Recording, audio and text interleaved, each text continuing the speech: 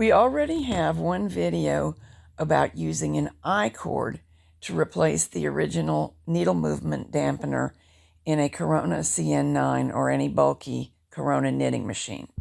I-cord does work and it's accessible to everybody, so it's a pretty good solution. But I realized we have these sponges from spongebar.com in our collection, and this movie is about trying them out.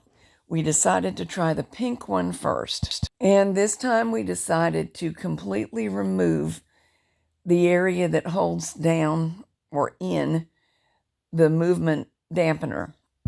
That is accomplished by removing this line of screws. Tip from Jack, he says it's best to loosen them all before you actually remove any. With the screws out, this piece just lifts off. You can see the track that the needles are taking. Here's a good view of how the I-cord has been functioning as a movement dampener inside that channel. It was right there. If an old strip of sponging or possibly even felt has deteriorated, there may be a little bit of crud stuck to this channel, and this is an opportunity to get that out. The pink sponge that we decided to use has a sticky side, which we decided not to use. Sticky side goes down into the channel. Cloth side goes up because that's what will be facing the needles. We did not get good film of us doing this because we had to keep unrolling it and our hands got in the way. But it's positioned exactly as my I-cord was positioned. Sticky side down, though we didn't peel off and stick. Cloth side up.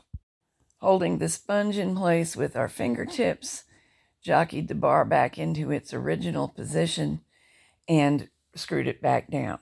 Another tip from Jack: start screwing in the screws from the center of the bed, work outward, and don't tighten any all the way down until they're all in. Then tighten moving from the center of the bed outward. As of now, I have knitted 4 or 5 complete hats on the new sponge, and it's performing just as well, even better, I believe, than the I-cord sponge bar was doing.